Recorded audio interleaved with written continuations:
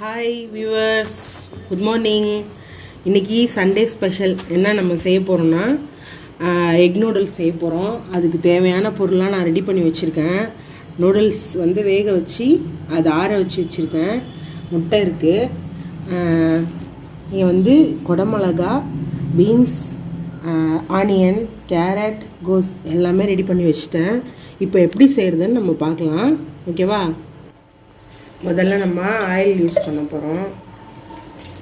எவ்வளோ உங்களுக்கு வேணுமோ ஒரு 4 ஸ்பூன் நான் எண்ணெய் ஊற்றுறேன். ஃபஸ்ட்டு ஆயில் போட்டுக்கோங்க. இந்த ஆயிலில் அடுத்தது எக்கை உடச்சி ஊற்ற போகிறோம்.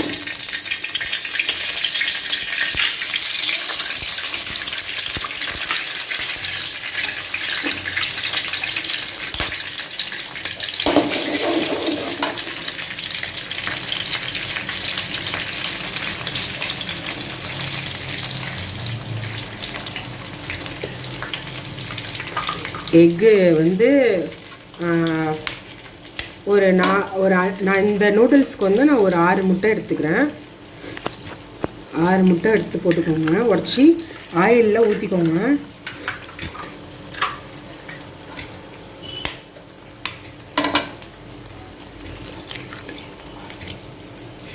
இந்த 6 முட்டையை ஊற்றிட்டு நல்லா இதை ஃபஸ்ட்டு ஃப்ரை பண்ணணும்.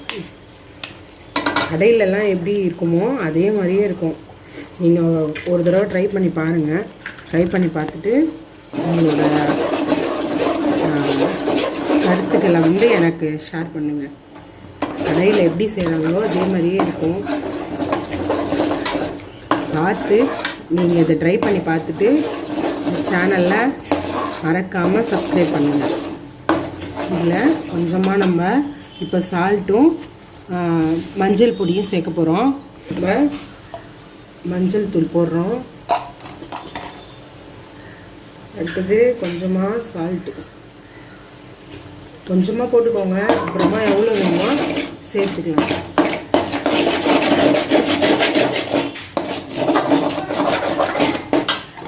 நீங்கள் ஃபஸ்ட்டு ட்ரை பண்ணி பாருங்கள். கடையில் எப்படி நீங்கள் நூடுல்ஸ் செய்கிறீங்களோ அப்புறம் கடையிலேயே வாங்க மாட்டீங்க, வீட்லேயே செய்ய ஆரம்பிச்சுடுவீங்க. வீட்லேயே உங்களுக்கு அதுக்கப்புறம் வீட்லேயே ட்ரை பண்ணுறது வீட்லேயே செய்யணும்.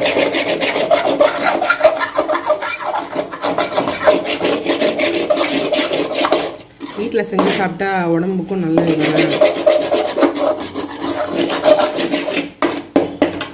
இப்போ இதில் என்ன போட போகிறோன்னா அடுத்தது ஆனியன் போட போகிறோம். ஆனியன் போட்டுக்கோங்க. நல்லா ஃப்ரை பண்ணணும்.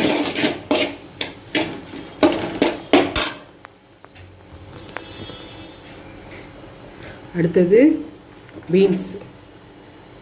பீன்ஸ் போட்டுருங்க.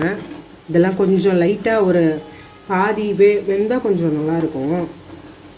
கடைசியாக வந்து கோஸையும் குடமிளகாயும் சேர்த்துக்கலாம். ஏன்னா அதெல்லாம் சீக்கிரம் வந்துருச்சுன்னா சாஃப்ட் ஆகிடும், நல்லா இருக்காது. இதெல்லாம் கொஞ்சம் வெந்தால் நல்லாயிருக்கும். அதனால் இதெல்லாம் போட்டுக்கலாம்.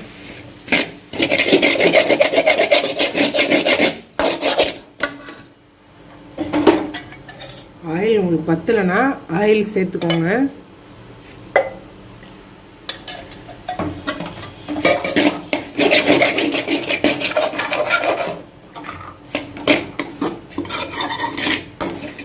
உங்களுக்கு ஆயில் அளவு தெரியும்ல, அதுக்கேற்ற மாதிரி நீங்கள் சேர்த்துக்கோங்க. உங்களுக்கு 10 நாள் தெரியுதுன்னா அதுக்கேற்ற மாதிரி சேர்த்துக்கோங்க.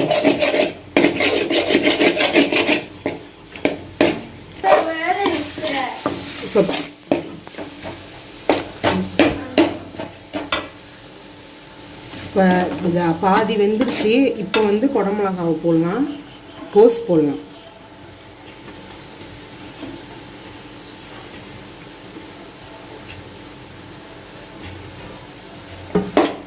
கோஸும் குடமிளகாயும் இப்போ போட்டாச்சு வச்சுக்கோங்க.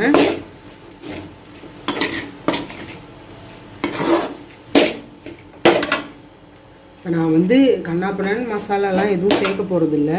என்னென்ன மசாலா ஐட்டம்ஸ் போடுறோன்னு மட்டும் கவனிச்சுக்கோங்க. இப்போ இது வந்து நூடுல்ஸ் மசாலா. இந்த நூடுல்ஸ் மசாலாவை இதில் கொட்டுறேன். நான் வந்து ஒரு பாக்கெட் நூடுல்ஸ் போட்டேன். அதில் இருக்கிற அந்த நூடுல்ஸ் மசாலா அப்படியே கொட்டிட்டேன். இதில் இதை போட்டுட்டு நல்லா பரட்டி விட்டுக்கோங்க.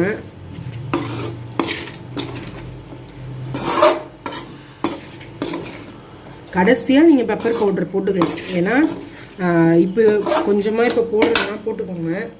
போட்டுட்டு கடைசியாக எவ்வளோ பெப்பர் பவுடர் தேவையோ உங்கள் காரத்துக்கு ஏற்ற மாதிரி பெப்பர் பவுடர் போட்டுக்கலாம். நல்லா வெந்துருச்சு பாருங்கள். இப்போ காயெல்லாம் நல்லா வெந்துருச்சு. இந்த டைமில் வந்து நம்ம நூடுல்ஸை இதில் போட்டுடலாம். நல்லா நீங்கள் இதை குழன்னு இல்லாமல் நல்லா வேக வைக்கிறதுல தான் இருக்குது. நீங்கள் குழன்னு வேக வச்சிட்டிங்கன்னா நூடுல்ஸ் நல்லா இருக்காது. அதுக்கேற்ற மாதிரி பார்த்துக்கோங்க. இந்த மாதிரி பொலன்னு இருந்தால் தான் நூடுல்ஸ் நல்லாயிருக்கும்.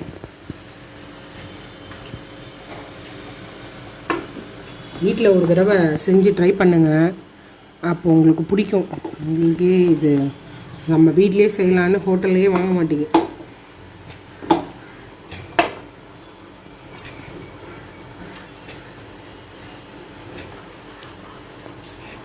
இப்போ இதை நம்ம கிண்டணும். கிண்டி இந்த மசாலாலாம் இதில் அடியில் இருக்கிற மசாலாலாம் இதில் ஏறுற மாதிரி நல்லா கிண்டி விடுங்க.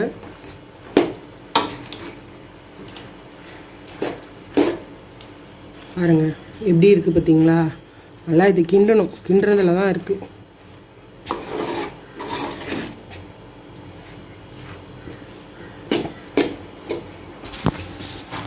நூடுல்ஸ் ரெடி ஆகிடுச்சு. நல்லா கலரிட்டேன். பாருங்கள் எப்படி இருக்குது பார்த்தீங்களா?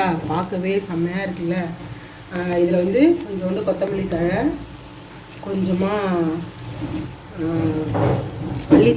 மல்லித்தழையும் கொத்தமல்லி தழையும் போட்டுட்டு இப்போ நம்ம பிளேட்டிங் பண்ண போகிறோம். நூடுல்ஸ் ரெடி ஆயிடுச்சு. எக் நூடுல்ஸ் எப்படி இருக்குன்னு பார்த்துட்டு ட்ரை பண்ணி பாருங்கள். சேனலில் சப்ஸ்கிரைப் பண்ணுங்கள், லைக் பண்ணுங்கள், ஷேர் பண்ணுங்கள், கமெண்ட் பண்ணுங்கள், சப்ஸ்கிரைப் பண்ணுங்கள். ஓகேவா?